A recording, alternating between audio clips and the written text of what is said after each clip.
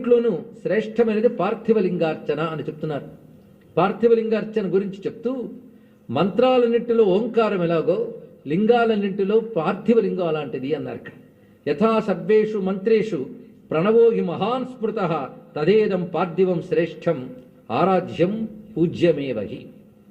అదేవిధంగా యథా పురీషు సర్వాసు కాశీ శ్రేష్టతమా స్మృత తథా సర్వేషు లింగేషు పార్థివం శ్రేష్టముచ్యతే. అన్ని నగరాల్లో కాశీనగరం ఎంత గొప్పదో అన్ని లింగాల్లో పార్థివలింగం అంత గొప్పది అని చెప్తున్నాడు. అందుకు పార్థివలింగార్చన చాలా విశేషము.